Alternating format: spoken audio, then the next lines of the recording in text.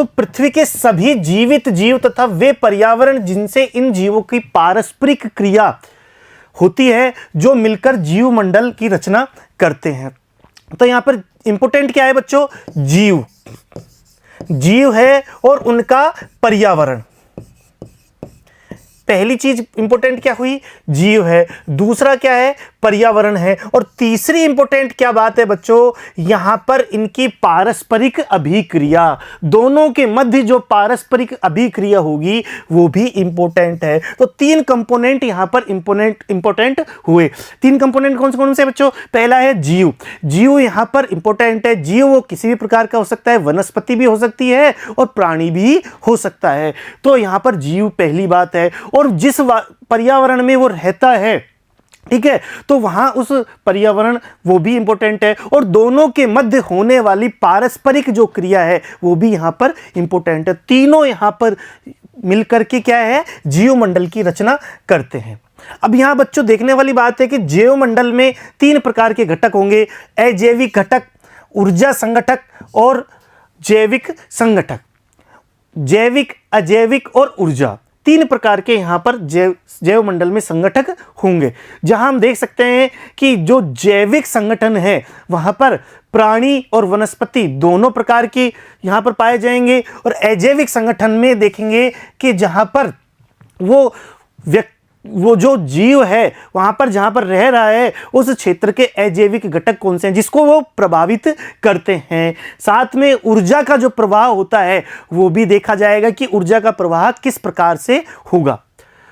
अजैविक संगठक की यदि बात करें तो स्थल, मृदा, जल आदि जो क्या है वो अजैविक संगठक में शामिल किए जाएंगे। क्योंकि बच्चों यदि जीव कहां पर रहेगा तो स्थल की आवश्यकता होती है, मृदा की आवश्यकता होती है, जल की आवश्यकता होती है, आदि प्रकार के जो भौतिक कार्य है, ये भौतिक जो कार्य है वो अजैविक संगठन में शामिल किए जाएंगे।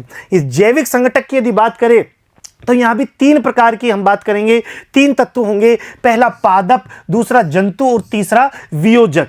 यहां पर जो पादप है हम सब जानते हैं बच्चों, पादप होते हैं वो कौन से होते हैं? जो अपना भोजन स्वयं निर्मित करे, अर्थात प्रकाश संश्लेषण की प्रक्रिया के पश्चात स्वयं पोषक होते हैं। अब प्रकाश संश्लेषण की प्रक्रिया के पश्चात सूर्य से प्राप्त जो ऊर्जा है उससे अपना भोजन स्वयं निर्माण करते हैं। जंतु जो कि प्राथमिक, द्वितीयक, तृतीयक उपभोक्ताओं के रूप में डायरेक्ट या इनडायरेक्टली रूप से पादपों पर ही निर्भर होते हैं। और वियोजक जो होते हैं इन दोनों वनस्पति या फिर प्राणी दोनों का वियोजन करते हैं, चाहे वो छोटा हो, ठीक है, माइक्रो ऑर्गेनिज्म हो, सूक्ष्म जीव हो या बड़े हो, दोनों क्या करते हैं? इनके वियोजक का कार्य करते हैं। इनको छोटे छोटे टुकड़ों में बांट करके वापिस से प्रकृति में भेज देते हैं। तो यहां पर तीनों प्रकार के जैविक संगठक भी कार्य करेंगे। तो जैव मंडल सभी पौधों, जंतुओं, प्राणियों तथा सूक्ष्म जीव जिन उनके चारों तरफ के पर्यावरण के पारस्परिक अंतर संबंध से बना होता है जैव मंडल। तो यहां पर इसकी एक छोटी सी बात हमारे समझ में आई कि जैव मंडल क्या है? जैव मंडल जीव, और जीव के अंदर कौन कौन से आते हैं? पौधे, जंतु, प्राणियों, सूक्ष्म जीव आदि। ये क्या है? ये बच्चों ये क्या है? जैव है, ठीक है, जैविक समुदाय है। तो और उनके चारों ओर जो पर्यावरण है उनके पारस्परिक अंतर संबंध को क्या कहते हैं? जैव मंडल कहते हैं। ये हमारी परिभाषा हो गई। और इसमें तीन कंपोनेंट देखे थे हमने, पहला है जीव, दूसरा है उसके चारों ओर पर्यावरण और तीसरा उनके आपस में होने वाली अंतर संबंध, पारस्परिक अभिक्रिया। तो ये तीन चीज हमें यहां पर इंपॉर्टेंट है। अधिकतर जीव स्थल मंडल पर ही मिलते हैं परंतु कुछ जल मंडल और वायुमंडल में भी रहते हैं। ये सब हम जानते हैं कि जो जीव है वो अधिकांश तो हमारे सामने दिखाई देते हैं। विभिन्न प्रकार के जीव, छोटे से लेकर के, जैसे कि हमारे आंखों से दिखाई देने वाला जो जीव है वो छोटी चींटी से लेकर के, छोटे मच्छर से लेकर के विशालकाय हाथी या इस प्रकार के जो जीव हैं वो स्थल मंडल पे रहते हैं। लेकिन जल मंडल पे भी रहते हैं जिसमें सागर, महासागर, नदियां आदियों में विभिन्न प्रकार के जीव जंतु पाए जाते हैं। साथ ही बच्चों वायुमंडल में भी, पर्यावरण में, यहाँ पर वायुमंडल में भी दिखाई देते हैं, जो कि विभिन्न जो स्तर है, वायुमंडल के जो विभिन्न स्तर है उनमें हमें अलग अलग प्रकार से दिखाई देते हैं। तो जीव कहाँ पर है, ना केवल स्थल मंडल पर है बल्कि जल मंडल पर है, बल्कि वायुमंडल, सभी जगह पर जीवों की उपस्थिति देखी जाती है। और केवल स्थल मंडल के ऊपरी सतह पर ही नहीं बच्चों, बल्कि गहराइयों में भी, पृथ्वी की गहराइयों में भी हम यहाँ पर जीवों की उपस्थिति देख सकते हैं। ठीक है, बहुत से ऐसे जीव भी हैं जो एक मंडल से दूसरे मंडल में स्वतंत्र रूप से विचरण करते हैं। ठीक है, जैसे कि पक्षी हुए। पक्षी क्या है, वायुमंडल में, हवा में भी रहते हैं और स्थल पर भी रहते हैं। इसी प्रकार के जो कुछ जंतु है जो बच्चों जलमंडल में भी रहते हैं, स्थल मंडल में भी रहते हैं, आदि जो है वो एक मंडल से दूसरे मंडल पे विचरण सामान्य रूप में करते रहते हैं। जैव मंडल और इसके घटक पर्यावरण के बहुत महत्वपूर्ण तत्व है, मैंने ये अभी बताया था। जैव मंडल और इसके घटक जो है वो पर्यावरण के महत्वपूर्ण तत्व हैं। ये तत्व अन्य प्राकृतिक घटकों जैसे भूमि, जल, मिट्टी के साथ पारस्परिक क्रिया करते हैं। तो ये जो तत्व है ये विभिन्न अन्य जो दूसरे तत्वों के साथ में आपस में पारस्परिक क्रिया करते हैं और उन्हीं का परिणाम है कि जैव मंडल सुरक्षित रूप से हमें प्राप्त होता है। ये वायुमंडल के तत्व जैसे तापमान, वर्षा, आर्द्रता, सूर्य के प्रकाश से भी प्रभावित होते हैं। तो ये कौन कौन से प्राकृतिक घटकों से प्रभावित होते हैं? जलवायु जो तत्व है अर्थात वायुमंडल के जो तत्व है उनसे प्रभावित होते हैं। और जैविक घटकों का भूमि, वायु व जल के साथ पारस्परिक आदान प्रदान जीवों के जीवित रहने, बढ़ने, विकसित होने में सहायक होता है। तो बच्चों यहाँ पर देखने वाली बात क्या है कि भूमि, वायु, जल के साथ पारस्परिक आदान प्रदान जब होता है, जब इन तत्वों का आपस में आदान प्रदान होता है तो उनका जीवित रहना, उनका बढ़ना और उनके विकसित होने में यहाँ पर ये महत्वपूर्ण योगदान है। और जब वो मृत्यु को प्राप्त हो जाते हैं तो वहीं पर ही सूक्ष्म पदार्थों में बट जाते हैं और उसी स्थान पर मर जाते हैं और उनका विभाजन हो जाता है वियोजकों के द्वारा। तो इस तरीके से यहाँ पर ये चीज़ें हमने यहाँ पर देखी। अब बच्चों हम देखेंगे पारिस्थितिकी या इकोलॉजी क्या है। पारिस्थितिकी से क्या तात्पर्य है? इकोलॉजी या पारिस्थितिकी यह पर्यावरण जैविक व अजैविक तत्वों के मेल से बना हुआ होता है। जो पारिस्थितिकी है, जो इकोलॉजी है, ये 3 प्रकार के तत्वों से बना होता है। पर्यावरण, जैविक और अजैविक। ये तीनों प्रकार के तत्वों के मेल से बना हुआ होता है। ठीक है, जिसे क्या कहा हमने? इकोलॉजी या पारिस्थितिकी कहा है। संतुलन के लिए विभिन्न जीवधारियों का होना और बने रहना आवश्यक है। अब यहाँ पर बच्चों एक पारिस्थितिकी में, यदि एक पारिस्थितिकी में विभिन्न प्रकार के जीव जंतु रहते हैं तो उन जीव जंतुओं का न केवल दूसरे प्रकार के जीव जंतुओं से बल्कि उनके पर्यावरण से भी एक अभिन्न तरीके का मेल होता है, उनका एक संबंध पाया जाता है और एक में समस्या पैदा होने पर दूसरी भी समस्याग्रस्त हो सकता है। ठीक है, इसलिए सभी जीवधारियों का वहां पर होना और सभी प्रकार के उनके जो पर्यावरण वहां पर पाया जाता है उसमें उनमें आपस में सामंजस्य बनाए हुए रहता है। यदि कहीं पर भी किसी प्रकार की गड़बड़ी यदि हो जाती है, चाहे वो जीवधारियों के रूप में हो चाहे उनके पर्यावरण के रूप में हो, किसी भी प्रकार की समस्या उत्पन्न होने पर वो पूरा पारिस्थितिकी तंत्र जो है वो समाप्त हो सकता है। तो इस संतुलन के बने रहने के लिए भी विविध प्राणियों, जीवधारियों का एक विशेष अनुपात में रहना आवश्यक है, जिससे जैविक व अजैव तत्वों में स्वस्थ अंतरक्रिया होती रहे। अब यहाँ पर जितने भी जीवधारी उस क्षेत्र में पाए जाते हैं उनकी संख्या भी प्रकृति के द्वारा निश्चित होती है। यदि किसी की संख्या कम या ज़्यादा हो जाए बच्चों तो उस पारिस्थितिकी तंत्र में समस्या पैदा हो सकती है। आगे हम इसका विस्तार से भी अध्ययन करेंगे कि यदि किसी भी स्तर पे अलग अलग प्रकार के यहाँ पर पारिस्थितिकी स्तर पाए जाते हैं, यदि किसी भी प्रकार के स्तर में कोई गड़बड़ी हो गई, कोई समस्या पैदा हो जाए बच्चों, तो पूरा पारिस्थितिकी तंत्र भी समस्याग्रस्त पैदा हो सकता है। पारिस्थितिकी प्रमुख रूप से जीवधारियों के जन्म, विकास, वितरण, प्रवृत्ति और उनके प्रतिकूल अवस्थाओं में भी जीवित रहने से संबंधित है।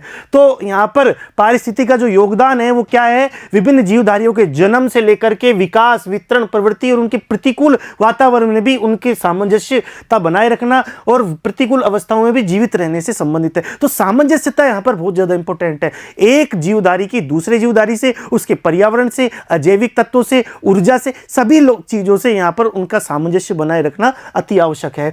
पारिस्थितिकी केवल जीवधारी और उनके आपस में संबंध का ही अध्ययन नहीं है, अपितु किसी विशेष क्षेत्र में किसी विशेष समूह के जीवधारियों का भूमि, जल अथवा वायु से ऐसा अंतर संबंध जिसमें ऊर्जा प्रवाह व पोषण श्रृंखलाएं स्पष्ट रूप से समायोजित हो, उसे पारितंत्र या इकोलॉजिकल सिस्टम कहा जाता है। अब यहाँ पर तंत्र तंत्र की हम बात करने लग गए हैं। तंत्र क्या है बच्चों, इसके बारे में भी हम आगे देखेंगे। लेकिन पारितंत्र जो इकोलॉजिकल सिस्टम हमने कहा है, इसमें क्या है, विभिन्न पोषण श्रृंखलाएं होगी, ऊर्जा का प्रवाह होगा, ठीक है, और ना केवल जीवधारी होंगे बल्कि उनके आसपास का जो वातावरण है अर्थात भूमि, जल, वायु का संबंध होगा। तो समूची चीजें यदि हम बात करें बच्चों कि मैं यदि एक छोटे एग्जाम्पल के रूप में बताऊं तो मानव ये भी क्या है, जैव मंडल या इकोलॉजी का एक अभिन्न हिस्सा है। कोई छोटा जानवर है या कोई बड़ा जानवर है, वो भी सब इकोलॉजी का एक हिस्सा है। तो किसी भी जानवरों की यदि किसी भी जीवधारियों की संख्या में परिवर्तन होता है तो उससे दूसरा जीवधारी भी प्रभावित होता है। साथ ही यहां पर यह भी देखने को मिलता है कि ऊर्जा का जो प्रवाह है, क्योंकि एक स्तर का दूसरे स्तर में ऊर्जा का प्रवाह देखा जाता है। बच्चों यहां पर देखने वाली बात है कि ऊर्जा का निर्माण कौन करता है, अर्थात भोजन का निर्माण कौन करता है। भोजन का निर्माण केवल हरे पादप करते हैं, जहां पर प्रकाश संश्लेषण की अभिक्रिया के द्वारा वो अपना भोजन स्वयं का निर्माण करते हैं, ठीक है। उसके पश्चात फिर प्रथम स्तर के, द्वितीय स्तर के, तृतीय स्तर के और फिर वियोजक आदि चीजें यहां पर आगे देखने को हमें मिलेगी। पारिस्थितिकी के संदर्भ में आवास पर्यावरण के भौतिक व रासायनिक कारकों का योग है। पारिस्थितिकी के संदर्भ में जो हैबिटेट जिसे आवास कहते हैं वो भी सबसे ज्यादा इंपॉर्टेंट है कि कहां पर वो जो जीवधारी या पर्यावरण पाया जाएगा वो किस स्थान पर, कहां पर, तो उसका आवास यहां पर इंपॉर्टेंट है। यदि उसके आवास में हमने परिवर्तन कर दिया तो समस्या हो सकती है। जैसे कि ध्रुवीय भालू है, ध्रुव पर स्थित जो भालू है बच्चों वो ध्रुवों पर ही रहता है, उसकी परिस्थिति इस प्रकार से है, उसने इस प्रकार से अनुकूलता प्राप्त कर ली है कि वो ध्रुव पर ही रहेगा या ठंडे स्थानों पर रहेगा। उसको यदि हम किसी दूसरे स्थान पर लिया है या भारत जैसे कहीं गर्म देशों में लिया है तो वो जीवित नहीं रह सकता, ठीक है। तो उनकी क्या है कि अपनी एक स्पष्ट हैबिटेट या आवास पाए जाते हैं। विभिन्न प्रकार के पर्यावरण और विभिन्न परिस्थितियों में भिन्न प्रकार के पारितंत्र पाए जाते हैं, जहां अलग अलग प्रकार के पौधे व जीव जंतु विकास क्रम द्वारा उस पर्यावरण के अभ्यस्त हो चुके हैं, जैसे कि मैंने बताया। तो अलग अलग जीवधारियों का या फिर अलग अलग पर्यावरण का अपना अपना क्षेत्र माना जाता है। यदि उसका उस क्षेत्र से दूर दूसरे क्षेत्र में डाल दे तो वो सर्वाइव नहीं कर सकता, वो जिंदा नहीं रह सकता। जिस प्रकार से मछली जल में रहती है और जल से बाहर निकाल दे तो वो जिंदा रह सकती है, नहीं रह सकती। उसी प्रकार से हर जीव का अपना एक पर्टिकुलर क्षेत्र होता है और यदि उस क्षेत्र से उसे दूर कर दिया जाए तो हो सकता है उसे समस्या हो या फिर उसे जीवन की भी हानि हो सके। तो इस प्रकरण को पारिस्थितिकी अनुकूलन कहते हैं, ठीक है। तो यहां पर एक अनुकूलन बन जाता है कि कौन सा जीवधारी किस स्थान पर रहता है और उसके अनुकूल ही बनता जाता है और उसे क्या कहते हैं, पारिस्थितिकी अनुकूलन कहते हैं। इकोलॉजी शब्द ग्रीक भाषा के दो शब्द आइकोज और लॉजी से मिलकर बना है, ठीक है। आइकोज का मतलब होता है घर और लॉजी का मतलब होता है अध्ययन करना, ठीक है। आइकोज का शाब्दिक अर्थ घर तथा लॉजी का अर्थ विकास, विज्ञान या अध्ययन से है, ठीक है। शाब्दिक अर्थ अनुसार इकोलॉजी पृथ्वी पर पौधों, मनुष्यों, जंतुओं, सूक्ष्म जीवाणुओं के घर के रूप में अध्ययन है। एक दूसरे पर आश्रित होने के कारण ही ये एक साथ रहते हैं, ठीक है। तो एक दूसरे पे जो पौधे हैं, जीव है, सूक्ष्म जीव हैं, उनका पर्यावरण है, भूमि है, जल है, वायु है, उनका मौसम है या फिर उनकी जलवायु है आदि समस्त जो चीजें हैं बच्चों वो सब क्या है, एक दूसरे पर आश्रित है। और कहीं पर एक जीवधारी का दूसरे जीवधारी पर आश्रित जो संबंध पाया जाता है, जो सह संबंध इनके मध्य पाया जाता है, यह बहुत इंपॉर्टेंट है। हो सकता है बच्चों कि वर्तमान समय तक हमको इस बारे में पता नहीं हो, लेकिन कहीं ना कहीं इकोलॉजी में यह बात साबित होती है कि इनके मध्य कहीं ना कहीं संबंध जरूर है और यदि एक को समस्या पैदा होगी तो दूसरा उससे प्रभावित होगा ही होगा। जर्मन प्राणीशास्त्र अर्नेस्ट हैकल, जिन्होंने सर्वप्रथम सन 1869 में आइकोलॉजी शब्द का प्रयोग किया, पारिस्थितिकी के ज्ञाता के रूप में जाने जाते हैं। कौन? अर्नेस्ट हैकल। सन 1869 में आइकोलॉजी शब्द का इन्होंने प्रयोग किया था। जीवधारियों, जैविक व अजैविक भौतिक पर्यावरण घटकों के पारस्परिक संपर्क के अध्ययन को ही पारिस्थितिकी विज्ञान कहा जाता है। तो पारिस्थितिकी विज्ञान क्या कहा कि जीवधारियों और अजैविक, मतलब जैविक और अजैविक दोनों घटक भौतिक पर्यावरण जिसे हम कह सकते हैं कि घटकों के पारस्परिक संपर्क के अध्ययन को ही, जो अध्ययन जिसमें किया जाता है उसे ही पारिस्थितिकी विज्ञान कहा जाता है। यहां पर यह बात हमारे समझ में आई। पारिस्थितिकी तंत्र की संरचना दो प्रमुख भागों से होती है, एक तो है जीवोम, दूसरा है निवास क्षेत्र जिसे बायोम कहते हैं। जीवोम या बायोम कहते हैं जो वहां उस क्षेत्र में पाया जाएगा और उस बायोम जो पर्टिकुलर जो क्षेत्र है वहां पर उसकी उपस्थिति देखी जाती है। और दूसरा है निवास क्षेत्र की, उस क्षेत्र का हैबिटेट या निवास क्षेत्र किस प्रकार का है। अतः जीवधारियों का आपस में व उनका भौतिक पर्यावरण से अंतर संबंधों का वैज्ञानिक अध्ययन ही पारिस्थितिकी है। ठीक है बच्चों, तो यहाँ पर दो चीजें हमें देखने को मिलेगी पारिस्थितिकी तंत्र की जब संरचना हम आगे पढ़ेंगे यहाँ पर इसी पार्ट में। तो एक तो है जीवोम और दूसरा है उसका निवास क्षेत्र। ठीक है, तो अब देखते हैं तंत्र। बच्चों तंत्र किसे कहते हैं, तंत्र के बारे में समझते हैं कि आखिर तंत्र होता क्या है। वस्तुओं के समुच्चय को तंत्र कहते हैं। सिंपल सी बात है कि वस्तुओं का जो समुच्चय है उसे तंत्र कहते हैं। जैसे कि हमारा शरीर क्या है, हमारा शरीर भी एक तंत्र है जिसमें विभिन्न प्रकार के कार्य होते हैं। तंत्र विभिन्न वस्तुओं का एक ऐसा एकीकृत समूह होता है जिसके विभिन्न संगठक आपस में आबद्ध होते हैं तथा एक दूसरे के साथ अंतरक्रिया करते हैं। उदाहरण के लिए मानव का शरीर एक तंत्र है, मोटर कार का इंजन, गैस स्टोव आदि तंत्र है, जीवमंडल भी एक तंत्र है। तो तंत्र क्या है, मानव का शरीर, हमारा शरीर भी एक तंत्र है। ठीक है, जिसमें विभिन्न प्रकार के ऑर्गन या अंग पाए जाते हैं। यदि एक भी अंग समस्या आ गई बच्चों, एक भी अंग में कहीं समस्या आ जाती है तो पूरा शरीर में समस्या देखी जाती है। उसी प्रकार से यहां पर जो जीवमंडल भी क्या है, एक तंत्र है। और तंत्र में यदि कहीं पर एक जगह समस्या पैदा हो जाती है बच्चों तो पूरे उस तंत्र में भी समस्या देखी जाती है। तो यह होता है तंत्र। अब है जीवमंडल तंत्र। जीवमंडल क्या है, तंत्र है। जीवमंडल एक तंत्र का खूबसूरत उदाहरण है क्योंकि यह सामान्य रूप से 3 संगठकों जैविक, भौतिक व ऊर्जा संगठक से निर्मित है तथा ये संगठक आपस में आबद्ध है तथा परस्पर अवलंबित भी पाए जाते हैं। तो न केवल आबद्ध है बल्कि एक दूसरे पर निर्भर भी है, अवलंबित भी है। एवं वृहद स्तरीय चक्रीय क्रिया विधियों भूजैव रसायन चक्र द्वारा एक दूसरे से अंतर संबंधित है। तो बच्चों यहां पर जीवमंडल की स्थिति क्या है कि जीवमंडल एक सामान्य रूप से 3 घटक है। इसमें जैविक, भौतिक और ऊर्जा।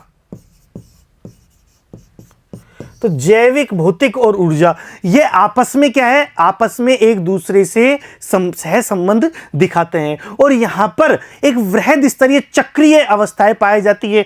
इन सभी तत्वों के मध्य में एक चक्रीय अवस्था पाई जाती है जो हम आगे पढ़ेंगे भूजैव रसायन चक्र में। और उनकी क्रिया विधियों के आधार पर ये चलायमान होते हैं। लगातार रूप से हजारों करोड़ों वर्षों से ये चक्र चलायमान है और वर्तमान में भी चल रहे हैं और भविष्य में भी इनके चलने की अपार संभावना है। और इन्हीं की वजह से यह जीवमंडल जो तंत्र है वो विकसित हो पाया है। ठीक है, और यह कार्य लगातार रूप से कर पा रहा है। भूजैव रसायन चक्रों के माध्यम से जीवमंडलीय तंत्र से ऊर्जा तथा पदार्थों का निवेश एवं बहिर्गमन की क्रियाओं का चालन होने से तंत्र सदा क्रियाशील रहता है। तो ये बच्चों बहुत इंपॉर्टेंट बात है कि जो यहाँ पर तंत्र की क्रियाशीलता होना भी जरूरी है। जैसे कोई मशीन है, कोई मशीन लगातार रूप से काम कर रही है तो उसमें ऊर्जा की भी आवश्यकता होती है। हो सकता है उसमें कोई पार्ट्स खराब हो जाए तो उसमें उस पार्ट्स को सही भी करने की, अर्थात उसमें नए पार्ट्स लगाना, पुराने पार्ट्स हटाना आदि चीजें भी चलती रहती है। उसी प्रकार से जो तंत्र है उसमें ऊर्जा का चक्रीय अवस्था, ठीक है, जलीय चक्र की अवस्था, साथ ही दूसरे प्रकार के जो भूजैव रसायन जो चक्र है वहां पर इनकी उपस्थिति देखी जाती है, जिससे कि पुराने का बहिर्गमन और नए का निवेश भी देखा जाता है। ये चीजें सतत रूप से, लगातार रूप से चलने वाली प्रक्रिया है, चक्रीय अवस्था में यहां पर देखी जाती है। और सबसे बड़ी बात है जीवमंडल पारिस्थितिकी तंत्र का उदाहरण है। जो जीवमंडल है यह भी एक पारिस्थितिकी तंत्र का उदाहरण है। और बच्चों पारिस्थितिकी तंत्र यदि देखा जाए तो छोटे से तालाब से लेकर के एक पूरी पृथ्वी भी क्या है, पारिस्थितिकी तंत्र है। तो पारिस्थितिकी तंत्र कुछ भी हो सकता है, छोटे से लेकर के बड़ा तक, इसमें कोई बहुत बड़ी बात नहीं है। उसी प्रकार से जीवमंडल भी क्या है, एक पारिस्थितिकी तंत्र का उदाहरण माना जाता है। तो यहां पर हमने स्पष्ट किया कि जीवमंडल क्या है, पारिस्थितिकी तंत्र क्या है और तंत्र किसे कहते हैं और इसका यहां पर किस प्रकार से उपयोग है। अब पारितंत्र के प्रकार, यदि हम बात करें पारितंत्र के प्रकार, 2 प्रकार है, स्थलीय पारितंत्र और जलीय पारितंत्र। स्थल पर और जल पर 2 प्रकार के पारितंत्र यहां पर देखने को मिलते हैं।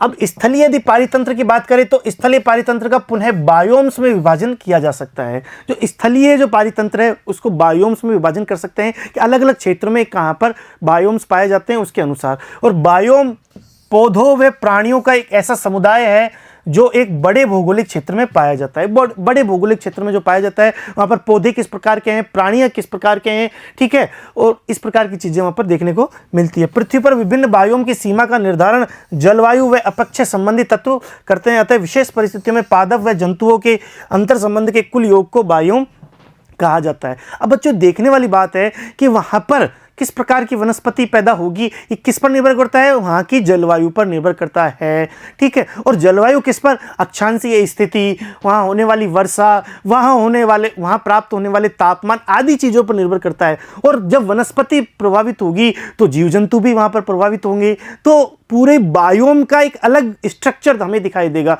उनकी एक बायोम की दूसरे बायोम से विभिन्नताएं देखने को मिलेगी। इसमें वर्षा, तापमान, आर्द्रता, मिट्टी संबंधी अवयव भी शामिल है। संसार के प्रमुख बाहरी तंत्र जो पाए जाएंगे वो वन, घास क्षेत्र, मरुस्थल और टुंड्रा आदि पारितंत्र यहाँ पर देखे जाते हैं, ठीक है बच्चों। इसके बाद हम देखते हैं कि जलीय पारितंत्र। जलीय पारितंत्र को समुद्री पारितंत्र व ताजे जल के पारितंत्र में बांटा जा सकता है। तो जलीय पारितंत्र को बच्चों हम दो प्रकार से बांट सकते हैं, समुद्री और ताजे जल के रूप में, ठीक है, ताजे जल के रूप में और समुद्री में। और समुद्री जो पारितंत्र है उसमें भी महासागर का ज्वार नदमुख, प्रवाल भित्ति,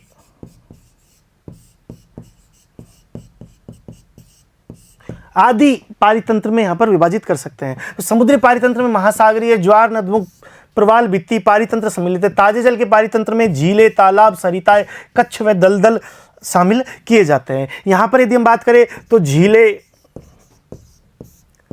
तालाब, सरिता, कच्छ व दलदल,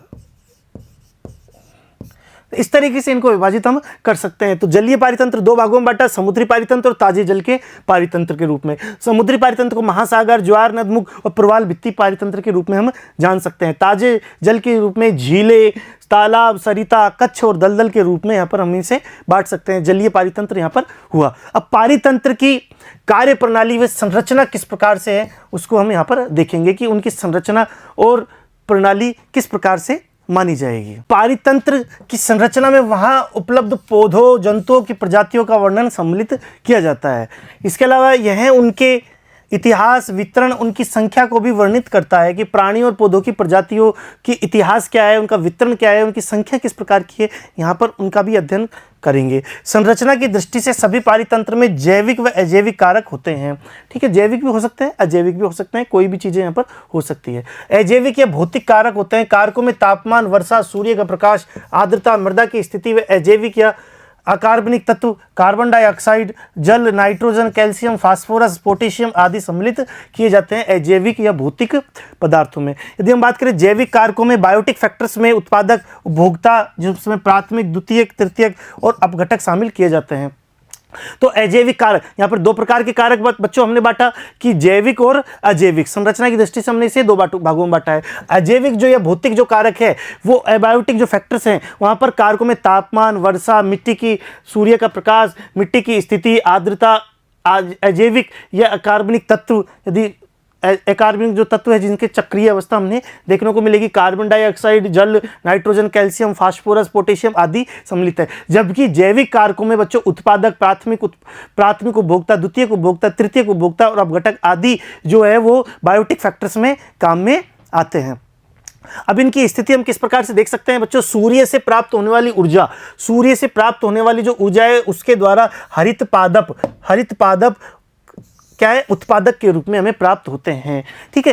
केवल बच्चों दुनिया में केवल हरित जो पादप है प्रकाश संश्लेषण की अभिक्रिया के द्वारा सूर्य से प्राप्त होने वाली जो ऊर्जा है उससे क्या करेंगे, स्वयं का भोजन निर्माण करेंगे, ठीक है। कार्बोहाइड्रेट्स को इकट्ठा करेंगे, कार्बन डाइऑक्साइड का प्रयोग करेंगे, ठीक है, और कार्बोहाइड्रेट्स को इकट्ठा करेंगे, उनका निर्माण करेंगे। और उसके पश्चात जब वो अपना भोजन निर्माण कर लेते हैं तो बचे हुए जो पादप जो पदार्थ है उनको क्या करते हैं, या तो प्राथमिक उपभोक्ता खाएगा। कौन खाएगा बच्चों? प्राथमिक उपभोक्ता उसका सेवन करेगा। जैसे कि हम शाकाहारी या मांसाहारी हो सकते हैं, मानव भी शाकाहारी और मांसाहारी हो सकता है, उसी प्रकार के दूसरे जो जानवर है वो भी शाकाहारी या मांसाहारी हो सकते हैं। तो जो शाकाहारी उपभोक्ता है वो किसको खाते हैं? हरे पादपों को खाते हैं, उनके किसी अंग को या कोई जड़ को, तने को या फल को आदि किसी भी चीज को हम खाते हैं। ठीक है, तो यहां पर वो क्या कहलाते हैं? प्राथमिक उपभोक्ता कहलाते हैं। जो मांसाहारी प्राथमिक उपभोक्ताओं को खाते हैं वो क्या द्वितीयक उपभोक्ता कहलाते हैं, मांसाहारी होते हैं। ठीक है, और उसके बाद जो तृतीयक उपभोक्ता होते हैं वो द्वितीयक उपभोक्ता का शिकार करते हैं, शीर्ष मांसाहारी के रूप में हमें प्राप्त होते हैं। लेकिन बच्चों यहां पर देखने वाली बात यह है कि इन चारों ही, चाहे वो उत्पादक हो या तीनों प्रकार के उपभोक्ता हो, चारों ही जब मृत हो जाते हैं, मृत अवशेष उनके होते हैं, तो वो अपघटक के द्वारा कार्य उनमें किया जाता है, चाहे यहाँ पर पादप हो या कोई भी जीव जंतु हो। ठीक है, जब वो मृत हो जाते हैं तो मृत होने के पश्चात उनका अपघटक के द्वारा वियोजन किया जाता है साधारण तत्वों में। ठीक है, या फिर अपघटक के तत्व इसको सीधा भी खा सकते हैं। तो इस प्रकार से एक चक्रीय अवस्था देखने को मिलती है। चक्रीय अवस्था कैसी हुई कि पहले पादप सूर्य के प्रकाश की वजह से पादप अपना भोजन निर्माण करेंगे, फिर विभिन्न उपभोक्ताओं के द्वारा वो आगे जाएगा, फिर वो जब कोई भी उपभोक्ता मरता है, मरने के पश्चात उसका अपघटक करने का कार्य वियोजक के द्वारा किया जाएगा और वो साधारण तत्वों में उसे बांट देता है। साधारण तत्वों में बांटने के पश्चात तो मृदा में उर्वरता बढ़ती है, और मृदा में उर्वरता बढ़ती है तो फिर पादपों को एक उस तरीके से एक साइकिल या चक्रीय अवस्था में प्राप्त होता है। ठीक है, उत्पादकों में सभी हरे पौधे सम्मिलित है जो प्रकाश संश्लेषण प्रक्रिया द्वारा अपना भोजन बनाते हैं। जैसे कि हमने देखा, प्रथम श्रेणी के उपभोक्ताओं में शाकाहारी जंतु जैसे हिरण, बकरी, चूहे और सभी पौधों पर निर्भर जीव शामिल होते हैं। द्वितीय श्रेणी के उपभोक्ताओं में सभी मांसाहारी जैसे सांप, बाघ, शेर आदि शामिल है जो कि द्वितीय श्रेणी के उपभोक्ता हैं और प्राथमिक श्रेणी के उपभोक्ताओं को शिकार करते हैं। और यहाँ पर बच्चों हम चित्र में देख सकते हैं कि उनकी किस प्रकार से स्थिति है।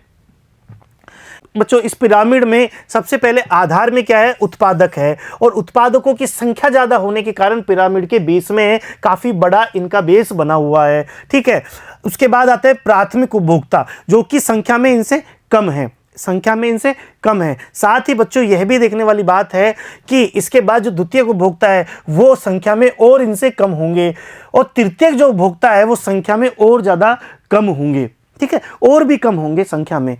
तो यहाँ पर यदि हम बात करें, जैसे जैसे उपभोक्ताओं का ऊपर की ओर बढ़ना होता है संख्या इनकी कम होती ही जाती है। ठीक है, दूसरी क्या बात इसमें हमने देखी कि इनका जो पोषण प्रवाह है, पोषण जो प्रवाह है वो अगले वर्ग में जाने के पश्चात 10% ही जा पाता है।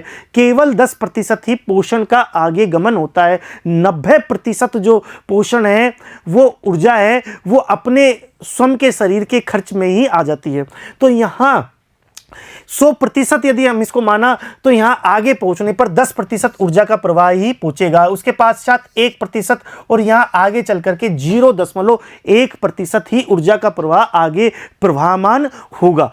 तो हमने ये चीज़ देखी, और चारों घटकों में से ही अपघटक यहाँ पर उपयोग में लिए जाते हैं। और अपघटक किसी भी मृत शरीर का, यहाँ पर चाहे पादप हो चाहे जंतु हो, किसी भी प्रकार का कोई सी भी उपभोक्ता हो, उनके मृत शरीर पर उनका अपघटक कर देगा, उन शरीर को साधारण तत्वों में विभाजित कर देगा। ठीक है बच्चों, आपने भी देखा होगा कोई यदि किसी भी जानवर का शरीर या फिर पौधा भी यदि कुछ समय तक पड़ा रहता है, ठीक है, तो वो कुछ समय पश्चात अपने आप खत्म हो जाता है। कैसे खत्म हुआ? कैसे खत्म हुआ बच्चों? सोचा आपने कभी? वो अपघटकों के द्वारा ही समाप्त होता है और वो ही उसके मृत शरीर को समाप्त करते हैं। ठीक है, और वो कुछ समय पश्चात वो समाप्त हो जाता है। तो वो क्या करते हैं, उस सरल पदार्थों में जो हमारा शरीर जो होता है, वो जो निर्माण होता है, उसको अपघटक सरल पदार्थों में विभाजित करके मिट्टी में मिला देते हैं, अर्थात मिट्टी बन जाते हैं। और मिट्टी में बनने के पश्चात वो वापस पादपों के द्वारा प्राप्त होते हैं, और इस तरीके से चक्रीय अवस्था में वो प्राप्त होते रहते हैं। चक्रीय अवस्था उन भूजैव रसायन चक्रों के रूप में हमें प्राप्त होती रहती है, और हम इसके बारे में यहाँ से देख सकते हैं। कुछ कुछ मांसाहारी जो दूसरे मांसाहारी जीवों पर निर्भर है उन्हें चरम स्तर के मांसाहारी के रूप में जाना जाता है, जैसे बाज और नेवला आदि जो है वो चरम स्तर के मांसाहारी माने जाते हैं। अपघटक वे हैं जो मृत जीवों पर निर्भर हैं, जैसे कौवा और गिद्ध, तथा कुछ अन्य अपघटक जैसे बैक्टीरिया और अन्य सूक्ष्म जीवाणु मृतकों को अपघटित कर उन्हें सरल पदार्थों में परिवर्तित कर देते हैं। तो दो प्रकार के अपघटक माने जाते हैं जो मृत जीवों पर निर्भर है, जैसे कौवा है, गिद्ध है आदि क्या है, मृत जीवों पर ही निर्भर है। जबकि कुछ अन्य जो है जो अपघटक जैसे बैक्टीरिया है, ठीक है, या अन्य माइक्रो ऑर्गेनिज्म है, सूक्ष्म जीव हैं, जो क्या है उनको साधारण पदार्थों में विघटित कर देते हैं। प्राथमिक उपभोक्ता उत्पादक पर निर्भर है, जबकि प्राथमिक उपभोक्ता द्वितीयक उपभोक्ता के भोजन बनते हैं, ये हमने देखा है। द्वितीयक उपभोक्ता फिर तृतीयक उपभोक्ता के द्वारा खाए जाते हैं और ये अपघटक इन्हें जो मृतक है उनको विभिन्न पदार्थों जैसे कार्बनिक अकार्बनिक अवयवों और मिट्टी की उर्वरता के लिए पोषक तत्वों में परिवर्तित कर देते हैं, ये हमने देख चुका है। तो कार्बनिक अकार्बनिक तत्वों में वो परिवर्तित कर देते हैं जिससे कि मिट्टी की उर्वरता बढ़ जाती है और वापस वो तंत्र में शामिल हो जाते हैं। जो कि मिट्टी में चला गया था, मिट्टी में आने के बाद वो वापस पादपों के द्वारा ग्रहण कर लेते हैं, पादपों के द्वारा ग्रहण करने के पश्चात उपभोक्ता में आ जाता है और उपभोक्ताओं में आने के पश्चात उनका शरीर मृत हो जाता है। फिर अपघटक उनको वापस सरल पदार्थों में विभाजित कर देते हैं जो मिट्टी में मिल जाते हैं। मिट्टी में मिलने के बाद वापस इस तरीके से चक्रीय अवस्था यहाँ पर देखने को मिलती है। पारितंत्र के जीवाणु एक खाद्य श्रृंखला से परस्पर जुड़े हुए होते हैं। उदाहरण के लिए पौधे पर जीवित रहने वाला एक कीड़ा, पौधे पर जीवित रहने वाला जो एक कीड़ा है एक मेंढक का भोजन है। समझ में आया बच्चों? एक जो कीड़ा है एक मेंढक का भोजन है। तो यहां पर कीड़ा भोजन है मेंढक का, ठीक है, यहां पर कीड़ा भोजन है किसका? मेंढक का। अब मेंढक जो है वो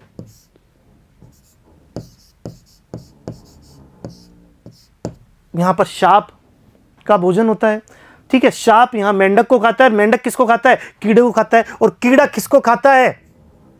पौधे, किसी पौधे पर जीवित है, ठीक है, किसी पौधे पर जीवित है। तो पौधा भोजन है कीड़े का, कीड़ा भोजन है मेंढक का, मेंढक भोजन है सांप का। और जो मेंढक सांप का भोजन है और सांप एक बाज द्वारा खा लिया जाता है। तो यहां पर इस प्रकार से एक खाद्य श्रृंखला का निर्माण हुआ, ठीक है। इस प्रकार से खाद्य श्रृंखला का निर्माण हुआ।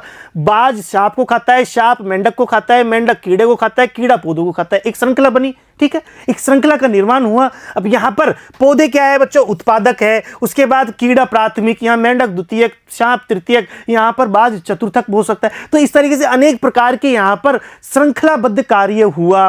और यहां पर पोषण या ऊर्जा प्रवाह जब होता है तो सर्वाधिक यहां पर ऊर्जा यहां पर होती है, उसके पश्चात 90% जो ऊर्जा है पौधे में रह जाती है और 10% आगे ट्रांसफर हो जाती है। फिर यहां पर कीड़े के अंदर जो ऊर्जा हुई उसकी 90% कीड़ा अपने कार्यों के लिए करता है और 10% आगे मेंढक के पास पहुंच जाती है। इस तरीके से जो ऊर्जा प्रवाह है वो अगले उसमें जाते हैं स्तर में, तो केवल 10% ऊर्जा का ही या पोषण का ही प्रवाह हो पाता है। यह खाद्य क्रम, और इस क्रम से एक स्तर से दूसरे स्तर पर ऊर्जा प्रवाह ही खाद्य श्रृंखला कहलाती है। यह खाद्य क्रम कहलाता है और इस क्रम से एक स्तर से दूसरे स्तर पर जो ऊर्जा का प्रवाह हुआ इसे क्या कहा? खाद्य श्रृंखला हमने कहा। यहाँ पर इसको हम अच्छे से देख सकते हैं कि पौधे हैं या इसने हिरण था, हिरण को टाइगर ने खा लिया। इस तरीके से हम इसके एक छोटी केकड़ा है, यहाँ पर समुद्री पौधे हैं, इसको केकड़े ने खाया, केकड़े को मछली ने खाया, मछली को सारस आदि कोई भी जीव ने किसी ने भी खा लिया। एक विभिन्न प्रकार की खाद्य श्रृंखला का निर्माण यहाँ पर हुआ। अब ये खाद्य श्रृंखला बच्चों, यदि ये खाद्य श्रृंखला आपस में और ज़्यादा घनीभूत हो जाए और ज़्यादा एक दूसरे में मर्ज हो जाए, इसको ये खा रहा है, उसको वो खा रहा है, इसको ये खा रहा है, तो खाद्य जाल का निर्माण होगा। देखते हैं, खाद्य श्रृंखला की प्रक्रिया में एक स्तर से दूसरे स्तर पर ऊर्जा के रूपांतरण को ऊर्जा प्रवाह कहते हैं। खाद्य श्रृंखलाएं एक पृथक अनुक्रम में होकर के एक दूसरे से जुड़ी हुई होती है, एक दूसरे से जुड़ी हुई होती है, पृथक नहीं है, अलग नहीं है। एक चूहा जो अन्य पर निर्भर है वह अनेक द्वितीयक उपभोक्ताओं का भोजन है और तृतीयक मांसाहारी अनेक द्वितीयक भोजन में अपने भोजन की पूर्ति कर सकते हैं। कोई जरूरी नहीं है कि जैसे कि हमने उदाहरण में देखा कीड़ा मेंढक खाए या मेंढक ही सांप ही मेंढक को खाए, सांप किसी दूसरे जीवों को भी खा सकता है, या मेंढक किसी दूसरे कीड़े को भी खा सकता है, या कीड़ा किसी दूसरे पौधे को भी खा सकता है, ठीक है, या बाज सांप को ही खाए किसी दूसरे जानवर को भी खा सकता है। तो यहाँ पर इस प्रकार से एक श्रृंखलाएं आपस में आबद्ध रहती है, आपस में एक दूसरे से जुड़ी हुई होती है। इस प्रकार प्रत्येक मांसाहारी जीव एक से अधिक प्रकार के शिकार पर निर्भर है और होना भी चाहिए। ठीक है, परिणाम स्वरूप खाद्य श्रृंखलाएं आसपास में एक दूसरे से जुड़ी हुई होती है और प्रजातियों के इस प्रकार जुड़े हुए होने को अर्थात जीवों की खाद्य श्रृंखलाओं के विकल्प उपलब्ध होने पर खाद्य जाल कहा जाता है। खाद्य श्रृंखला जहां पर हमने देखी थी, लेकिन ये जरूरी नहीं है कि उसी प्रकार से हो। जैसे कि हमने देखा कीड़ा को मेंढक ने खाया और कीड़े ने क्या खाया, पौधे खाए, पौधे से कीड़ा आया, कीड़ा से मेंढक, मेंढक से सांप, सांप से बाज। अब यह क्या श्रृंखला है, लेकिन ये कोई जरूरी नहीं है इसी प्रकार से हो। बाज किसी दूसरे जानवर को भी खा सकता है, ठीक है, जो सांप है वो किसी दूसरे जानवर को भी खा सकता है, मेंढक किसी दूसरे भी कीड़े को खा सकता है उसी कीड़े को खाने के बजाय, और वो जो कीड़ा है कोई जरूरी नहीं है उसी पौधे को खाए, किसी दूसरे को भी खा सकता है। तो उनमें क्या है कि श्रृंखलाओं का आपस में आबद्ध हो जाना और एक दूसरे में मिल जाना, इसे क्या कहते हैं, खाद्य जाल कहते हैं। और बच्चों ये जितना अच्छा खाद्य जाल बनेगा, जितना ज़्यादा सघन बनेगा, उतना ही अच्छा वहाँ का पारिस्थितिकी तंत्र माना जाएगा, उतना ही अच्छा वहाँ का स्थायी रूप से पारिस्थितिकी तंत्र और स्थायी वहाँ पर स्थायित्व की भावना ज़्यादा विकसित हो पाएगी उस तंत्र की। सामान्यतः दो प्रकार की खाद्य श्रृंखलाएं पाई जाती है, चराई खाद्य श्रृंखला और अपरद खाद्य श्रृंखला। चराई खाद्य श्रृंखला में क्या है कि भोजन संबंधी कार्य किए जाते हैं। जैसे कि चराई खाद्य श्रृंखला उत्पादक तक जाती है, जिसमें शाकाहारी मध्यम स्तर पर है, हर स्तर पर ऊर्जा का ह्रास होता है, जिसमें श्वसन, उत्सर्जन, विघटन प्रक्रिया सम्मिलित होती है। ठीक है, तो हर स्तर पर ऊर्जा का ह्रास हमने देखा था कि एक एक स्तर पर जैसे जैसे अगले स्तर पर जाएंगे वैसे वैसे 90% ऊर्जा का ह्रास देखा जाएगा और केवल 10% ऊर्जा ही आगे प्रवाह हो पाएगी।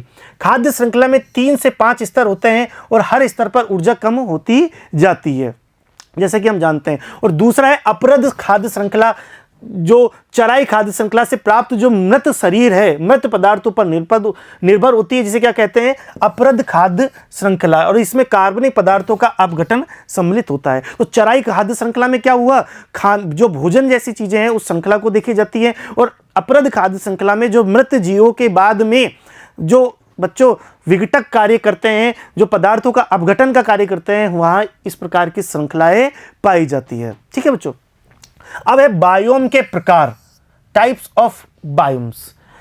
तो संसार के 5 प्रमुख बायोम इस प्रकार के, वन बायोम, मरुस्थलीय बायोम, घास भूमि बायोम, जलीय बायोम, उच्च प्रदेशीय बायोम, जो क्या है 5 प्रमुख प्रकार है बायोम के। ठीक है बच्चों, इनके बारे में हम जानेंगे। तो यहाँ टेबल के द्वारा हम देख सकते हैं बच्चों कि विभिन्न प्रकार के बायोम की स्थिति, उनके उप प्रकार, उनके क्षेत्र कौन से हैं, जलवायु संबंधी विशेषताएं कौन सी है, मृदा किस प्रकार की पाई जाएगी, और वनस्पति जात व प्राणी जात कौन कौन से यहाँ पर उपलब्ध होंगे। ठीक है, तो यहाँ पर हम इसको देख सकते हैं बच्चों कि पहला जो बायोम है वो है वन प्रकार का या फॉरेस्ट प्रकार का बायोम।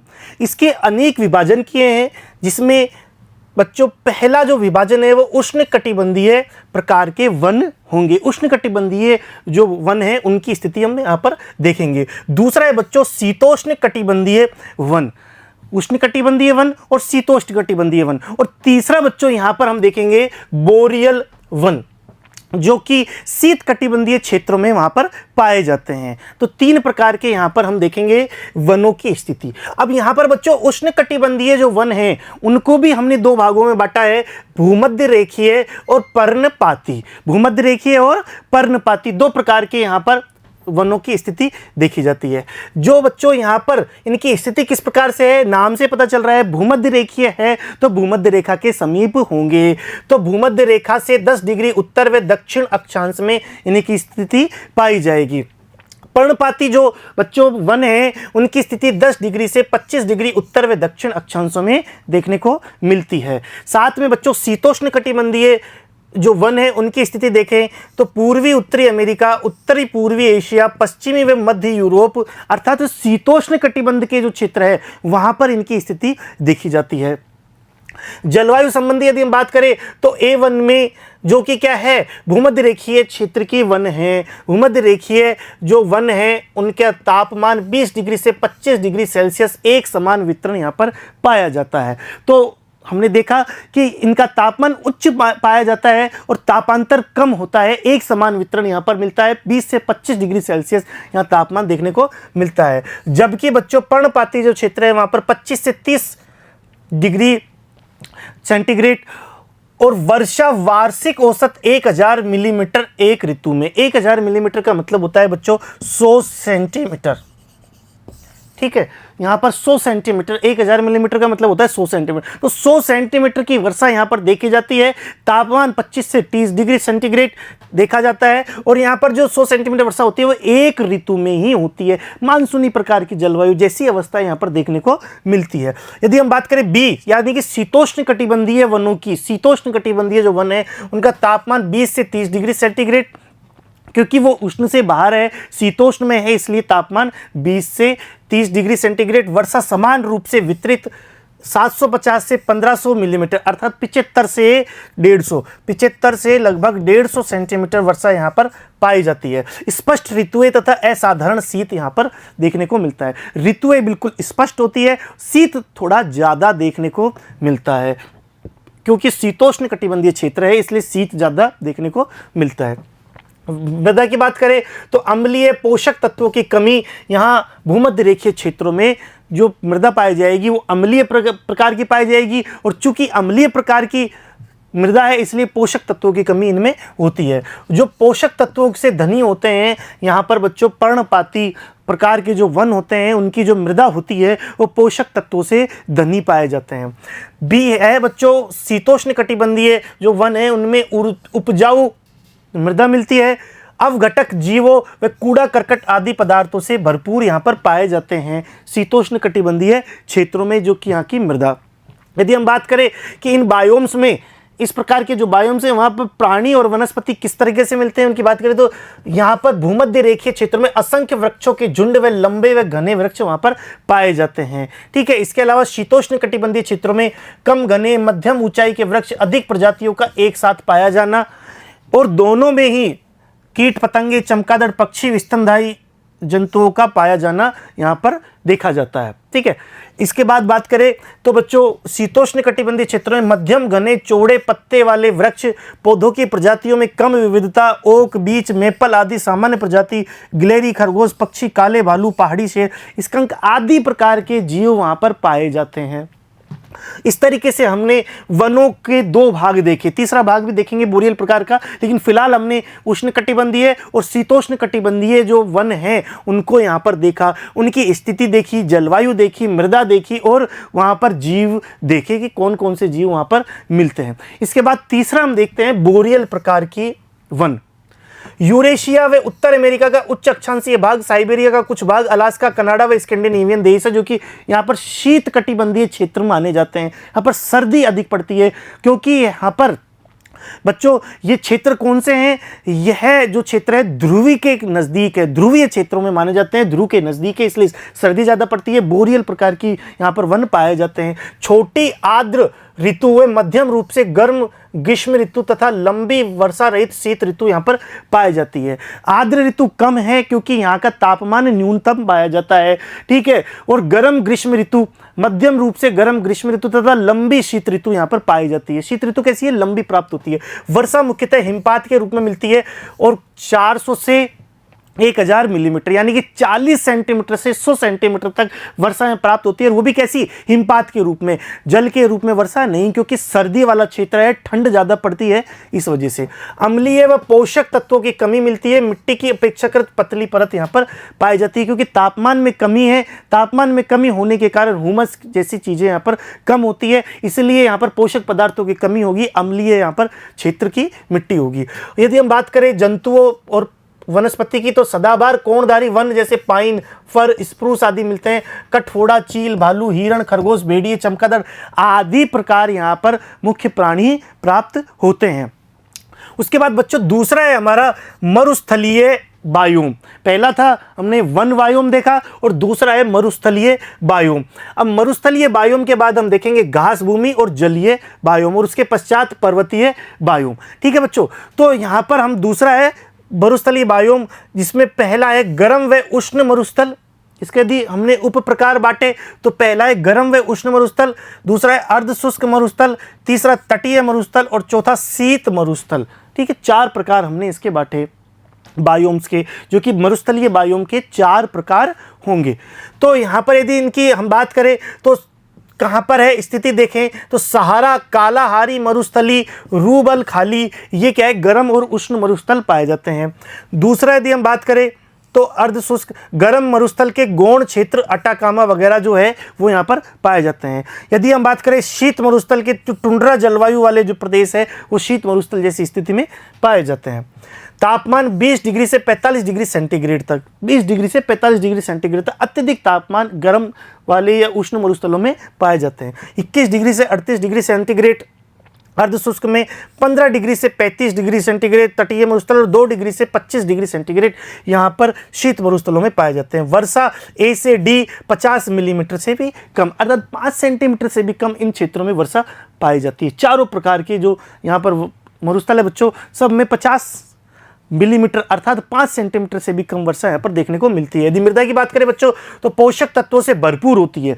बच्चों यहाँ पर यदि मरुस्थलीय स्थिति की यदि हम बात करें तो मरुस्थलों में मृदा तो अच्छी होती है लेकिन जल की कमी होती है, केवल जल की कमी होती है, लेकिन मृदा वहाँ पर अच्छी होती है। पोषक तत्वों से भरपूर, जैव पदार्थों का बहुत कम या न होना, जैव पदार्थ नहीं होते हैं क्योंकि क्या है मरुस्थल है, इस वजह से। यदि हम बात करें तो न्यून वनस्पति पाई जाती है इन क्षेत्रों में क्योंकि मरुस्थल है। कुछ बड़े स्तनधारी कीट पतंगे, रेंगने वाले जीवधारी व पक्षी पाए जाते हैं। खरगोश, चूहे, हिरण, पृथ्वी पर रहने वाली गिलहरी आदि प्रकार के जीव जंतु इन क्षेत्रों में देखने को मिलते हैं। इसके बाद बच्चों तीसरा है घास भूमि। घास भूमि को 2 भागों में बांट सकते हैं, उष्णकटिबंधीय, शीतोष्णकटिबंधीय या स्टेपी। घास भूमि को 2 भागों में बांट सकते हैं, उष्णकटिबंधीय या शीतोष्णकटिबंधीय, जिसका दूसरा नाम है स्टेपी। अफ्रीका के विशाल क्षेत्र, ऑस्ट्रेलिया, दक्षिण अमेरिका व भारत, ये उष्णकटिबंधीय घास जो क्षेत्र है उनमें माने जाते हैं। और शीतोष्णकटिबंधीय जो इसको एक स्टेपी बोलते हैं, यूरेशिया के कुछ भाग व उत्तर अमेरिका के क्षेत्र यहाँ पर माने जाते हैं। गर्म उष्ण जलवायु, वर्षा 50 सेंटीमीटर से 125 सेंटीमीटर, 50 सेंटीमीटर से 125 सेंटीमीटर वर्षा इन क्षेत्रों में पाई जाती है। और उष्ण ग्रीष्म शीत ऋतु, वर्षा 500 से 900 मिलीमीटर अर्थात 50 से 90 यहाँ पर स्टेपी क्षेत्र में पाई जाती है। ठीक है, संरंध्रित मृदा व साथ ही हुमस की पतली परत यहाँ पर मिलती है क्योंकि यहाँ पर घास का क्षेत्र है, इस वजह से। घास, पेड़, लंबी झाड़ियों की अनुपस्थिति, ठीक है, लंबी झाड़ियों की यहाँ पर अनुपस्थिति पाई जाती है। जिराफ, जेबरा, भैंस, चीता, लकड़बग्गा, हाथी, चूहे, सांप, अन्य कीट आदि। घास कहीं कहीं वृक्ष जैसे ओक व मुलायम जैसी चीजें भी यहाँ पर प्राप्त होती है। लकड़ी के वृक्ष, विलो आदि, गजेला, जेबरा, गेंडे, जंगली घोड़े, शेर, तरह तरह के पक्षी, कीड़े, सांप आदि जीव जंतु, भारी मात्रा में जीव जंतु इस क्षेत्र में पाए जाते हैं क्योंकि ये घास के मैदान है। और घास से जो जीवन निर्वाह करते हैं वो जो जंतु, जो कि विशेष रूप से शाकाहारी जंतु होते हैं, वो भारी मात्रा में इस क्षेत्र में देखने को मिलती है। और जिसके आधार पर मांसाहारी जो जंतु है वो भी यहाँ पर अच्छी तादाद में मिलते हैं बच्चों। उसके बाद नेक्स्ट है चौथा जलीय। जैसे कि हमने देखा बच्चों, जलीय को 2 भागों में बांटा, ताज़ा जल के और समुद्री जल के यहाँ पर बायोम। ठीक है, तो अब यहाँ पर ताज़ा जल के बायोम कहाँ पर मिलेंगे? जो ताज़ा जल मिलता है बच्चों, झीलें, नदियाँ, सरिताएं, अन्य आर्द्र भूमियाँ जहाँ ताज़ा जल प्राप्त होता है, साफ जल प्राप्त होता है, वहाँ पर इस प्रकार के बायोम मिलते हैं। और समुद्री महासागर, प्रवाल भित्ति, लैंगून या एस्चुरी जिसे ज्वारनद कहते हैं, वहाँ पर समुद्री जल के बायोम प्राप्त होते हैं। अब यहाँ की यदि हम बात करें बच्चों, 1 से 2 डिग्री सेल्सियस यहाँ पर प्राप्त होता है क्योंकि जलीय क्षेत्र का तापमान या जलवायु का बहुत ज़्यादा इंपॉर्टेंस नहीं होती, वहाँ पर तापमान क्या है नीचे ही कम ही मिलता है। तापमान में विविधता, वायु दाब व आर्द्रता अधिक देखी जाती है। जल, अब यहाँ पर मिट्टी का तो कोई मतलब ही नहीं है बच्चों क्योंकि यहाँ मृदा जैसी स्थिति नहीं देखी जाती है, तो जल क्या है, जली पाया जाता है, दलदल पाए जाते हैं, समुद्री दलदल पाए जाते हैं, आदि चीज़ें यहाँ पर देखने को मिलती है। और यहाँ पर यदि हम बात करें जीव जंतुओं की तो शैवाल, अन्य जलीय व समुद्री पादप समुदाय व साथ ही पानी में रहने वाले जंतु व प्राणी यहाँ पर जलीय बायोम में देखने को मिलते हैं। इसके पश्चात बच्चों आखिरी है हमारा पर्वतीय बायोम, जो पर्वतीय क्षेत्रों में मिलते हैं। अब कहाँ पर मिलते हैं? पर्वतीय क्षेत्रों में मिलते हैं। ऊंची पर्वतीय श्रेणियों के ढाल जैसे हिमालय, एंडीज, रॉकी पर्वतीय क्षेत्र में यहाँ पर मिलते हैं। जलवायु कैसी है? तापमान, वर्षा में भिन्नता अक्षांशों पर आधारित होती है कि कौन से कौन से अक्षांश और कितनी ऊंचाई पर यह विद्यमान है। ढाल रेगोलिथ से ढके हुए हैं, मिट्टी का कोई वहाँ पर विशेष इंपोर्टेंस नहीं है क्योंकि वहाँ पर रेगोलिथ प्रकार की मिट्टी पाई जाती है, ठीक है। और पर्णपाती से टुंड्रा प्रकार की वनस्पति ऊंचाई के आधार पर भिन्नता देखी जाती है कि कहाँ पर किस स्थान पर है और कितनी ऊंचाई है, उसके आधार पर यहाँ पर पर्णपाती से लेकर के टुंड्रा प्रकार की कोई सी भी वनस्पति यहाँ पर मिल सकती है, डिपेंड करता है कि वो कहाँ पर है, ठीक है। तो इस प्रकार से 5 बायोम्स हमें देखने को मिले और इस प्रकार से हमारा यह भाग आज यहाँ पर समाप्त हुआ। आज की क्लास में हमने विभिन्न प्रकार की चीज़ें देखी जिसमें इकोलॉजी क्या है, पारिस्थितिकी तंत्र किस प्रकार से कार्य करता है, उसके कौन कौन से भाग है आदि, साथ ही बायोम्स के बारे में भी विस्तार से अध्ययन हमने किया। इसके पश्चात अगली क्लास में हम जैव भू रासायनिक चक्र के बारे में अध्ययन करेंगे। धन्यवाद बच्चों।